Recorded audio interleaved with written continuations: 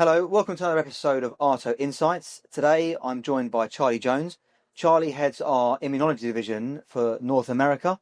How are you, Charlie? You good today? Oh, very well, thank you. Look, now we're 1 month into 2026. What is your perception of the market right now? Yeah, so we're 1 month into 2026, and I'm feeling really optimistic. Yep.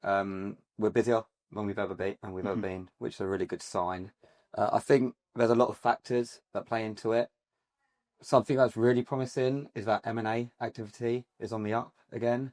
So last year it pretty much doubled, and then this year it's predicted to increase by about 15% again. Yeah.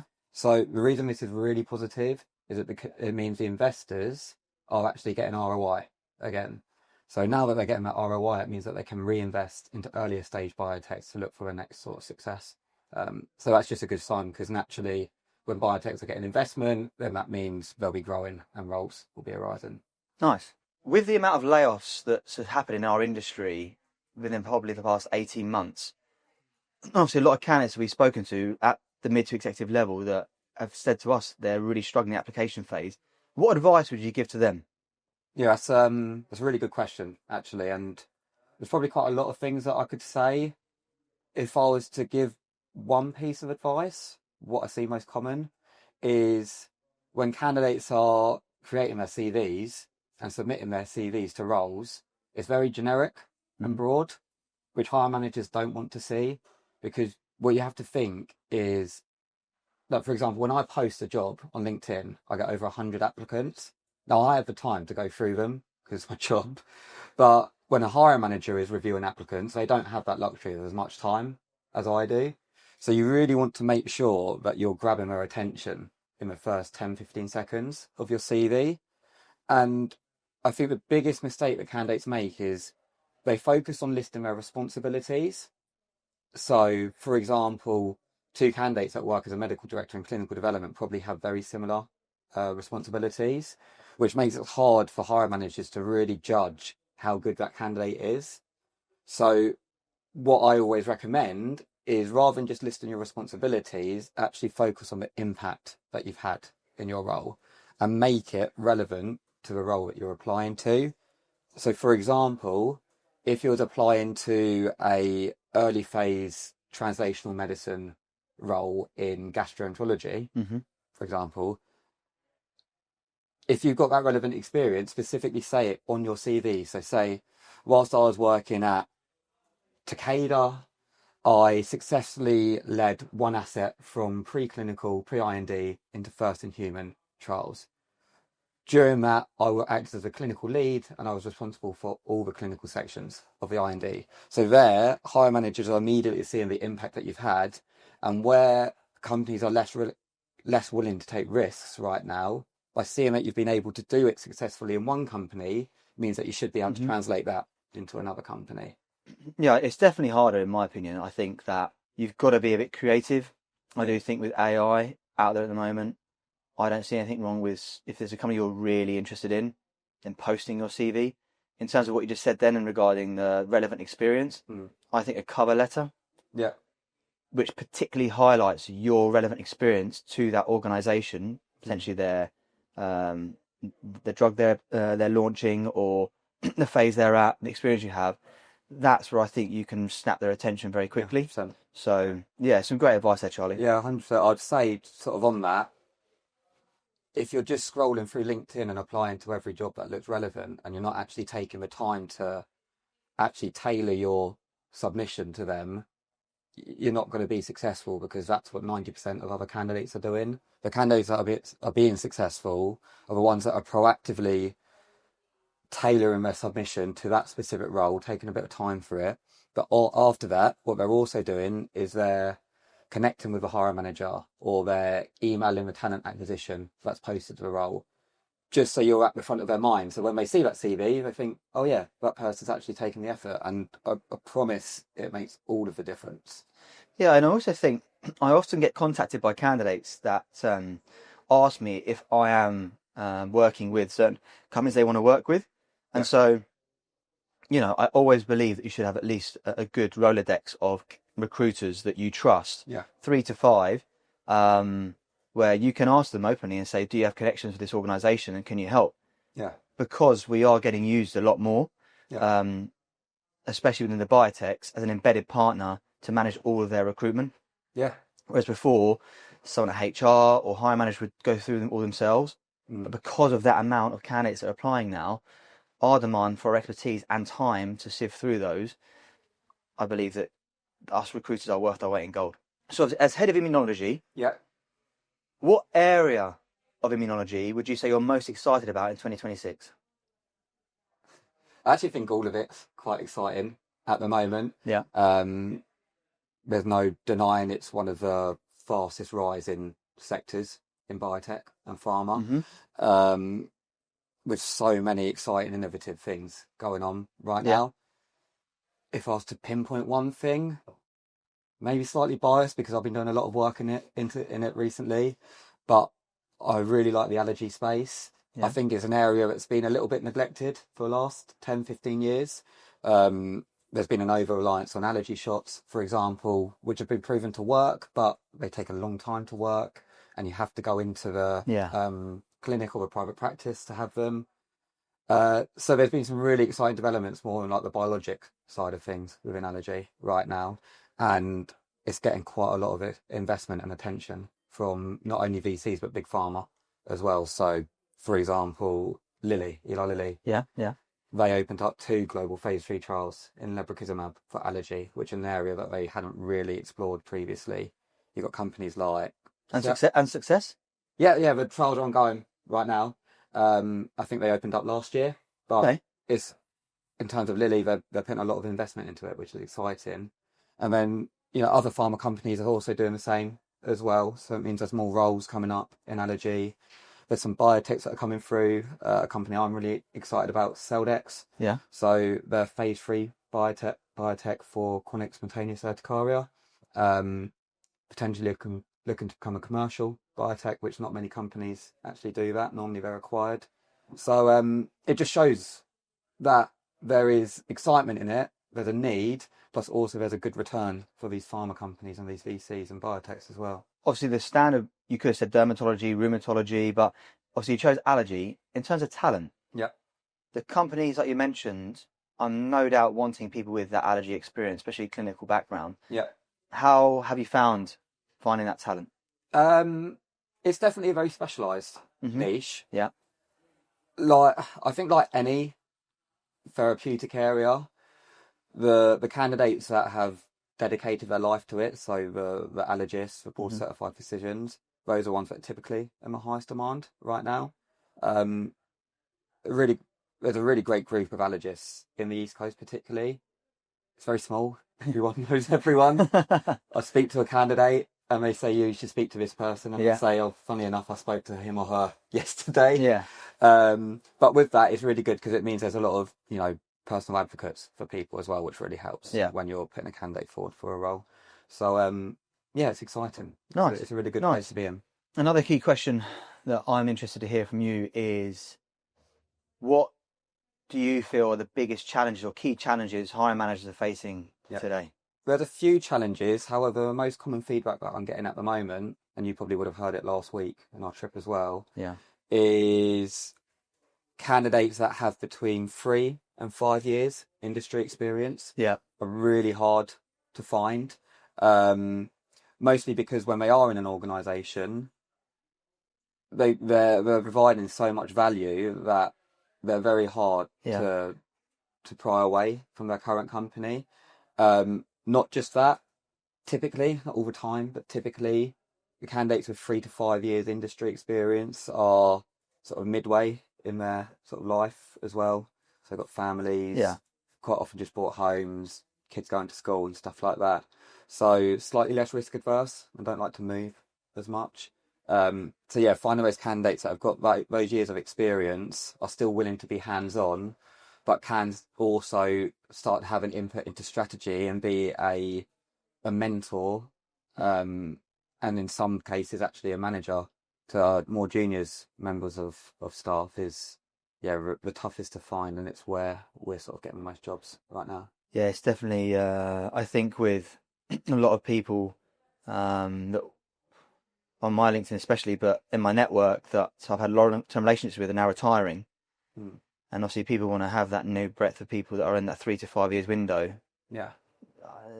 For anybody, it's the talent is out there. However, there's a lot more to go with it now, i.e. families, young families, Yeah. partners that are willing to relocate. You just can't take yourself and move. Yeah. The schooling, I've got young boys myself that just started school. If we had to move, that would definitely impact them. So yeah, I think that for me personally, I'm always trying to find people that want the job. Whereas I definitely feel like there's a lot of candidates out there that need the job, and they're honing their skills in interviewing very well for those positions. And I also think the company's got to be slightly flexible, around the schooling system, around potentially when summer holidays are going to start, where they can then move adequately. Whereas we've worked with some companies that are very strict, and they say unless they're moving within the 2 weeks or the 4 weeks, they've got to sacrifice and be in our office with the team, the culture. I get, but at the end of the day, the end goal is to get the drug to clinic, and on that journey, not everyone's going to, last the whole length of the clinical trials. However, to give you the best chance, especially in the world we live in now with teams, etc., I'm a big believer that finding the right people on the right seats of the bus are the ones you want. Yeah, I think obviously hire managers are looking for 3 to 5 years experience, as I just said. Yeah. Definitely flexibility needs to be considered with it. I understand both sides. Like, I see why companies are very strict in what they want, and it's good to start with that. It's very rare that you get someone who ticks all the boxes, so you need to be prepared to be a little bit flexible on some aspects, unless you're willing to be hunting for a year for a right candidate. It depends how much the need is within the organisation. From the years of 2022, when it was the boom, Yeah. and hire managers sort of had a blank check to go and hire who they needed. And obviously the last 2 years, a lot more risk averse to that. Would you say there's a mentality shift in hiring managers in terms of the people they want, or do you feel maybe some they want the talent, but due to the risks that they've had over the last couple of years and or budget tightening, that they sort of got to recruit with one hand behind their back slightly? I don't think there's a right or wrong answer for that, because I think it's very dependent on the situation of the company that they work for, and also the hiring manager themselves. So I work with one hiring manager, and this person is all about the personality traits. Yeah. He says, I can train them on the technical skills as long as they got a base level understanding. That's what I'm there to do. I'm there to train them. How he said, I can't train someone's personality. Yeah. So that's what he really prioritises in his search. Vice versa, I work with another hiring manager, and unfortunately he was actually stung by the last person that worked for him, and it actually set the hiring manager back in his role. So he's very, very strict and specific in what he's looking for right now.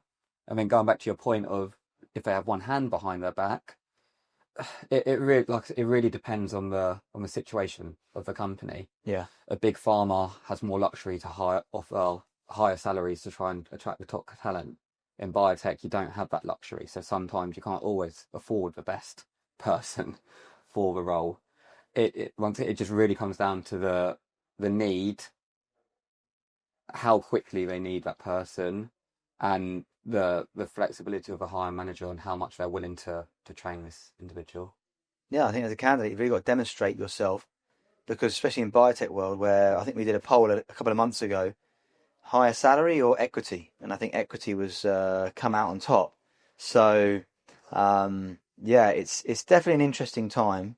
But yeah, I think my advice to hiring managers that you said have been stung is this is where the recruiter or the talent expert is worth their weight in gold.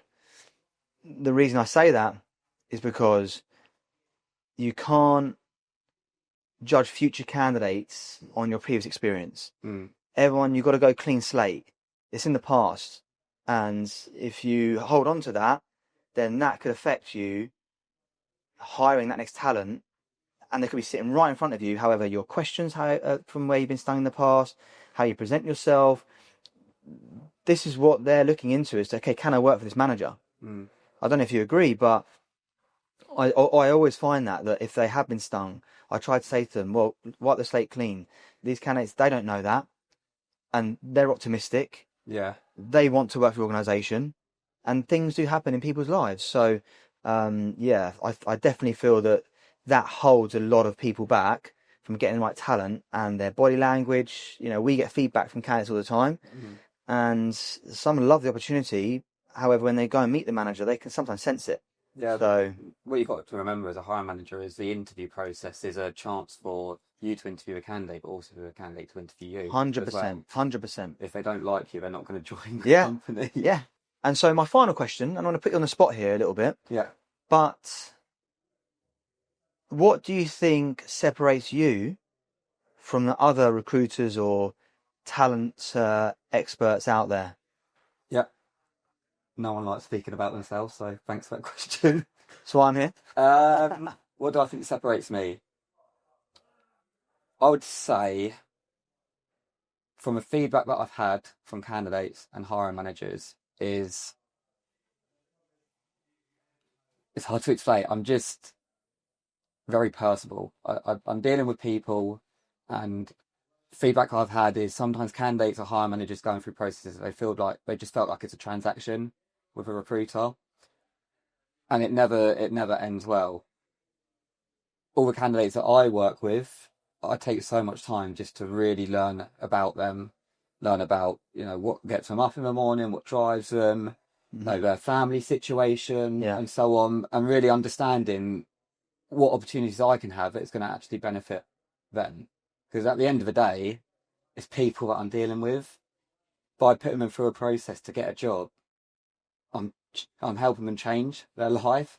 So you've got to take that seriously. Yeah, 100%. I'll never put a candidate through a process if I don't think they're right for a role, both from the client side plus also the candidate side. I've said to candidates before, are you sure this is what you want? Because based on what you've told me, I'm not sure this role can offer you that. And they've really appreciated it. And vice versa. When candidates have been unsure about a role, but I've truly believed in them, I've given them that little push that they need, and they've got the job, and they've come back a year later and said they're really thankful for it. So, yeah, just being a normal human being and realise I'm dealing with people, and people have feelings, and people change their minds, and that's fine. Just understanding that this is a process, and we're in it together. I definitely agree with that, but I do think you're underselling yourself slightly, because we've just come back from a trip. Yeah. And in that trip, we've met several people that you place at an organisation, several of which have been promoted in the period that you've done. In that, the people that hired them have said amazing things about you, that it wasn't just the skill set that you found, but culturally, you found people that align with the organisation. Yeah. And I think the other ones are the small experiences you've provided, where you've had hiring managers decline candidates, and you've had, and this is what I think separates you, is you've had the confidence in your own ability to say, I completely understand your feedback. However, you need to speak to this candidate for these reasons. Yeah. And on 3 occasions in the last couple of months, those candidates have been hired by the hiring manager. And I think that is what I believe, compared to the people I've worked with across my career, is what separates you at the moment, is that you're niche in your market. The people that you work with are at the top of their game, clinically, and in industry. And the fact that you can have an adult-to-adult conversation with them, consult them as to why these candidates are worth speaking with, and then they go on to get the role, I think that's what separates you. Yeah. No, I do agree. Maybe I was being a bit modest. That's a tough question, so I understand. I do think it all comes down to that point, though. What I was saying is, I'm dealing with people, and I really take the time to understand who I'm working with. And because I understand that person so well, I have the confidence to say to the hiring manager, no, this is why you need to speak to that person. And it's risky. The hiring manager said, okay, your risk. I'll speak to them. You got 30 minutes of my time, but yeah, they've got the job, so it's ended. Brilliant. Brilliant, mate. Thanks very much for the insight.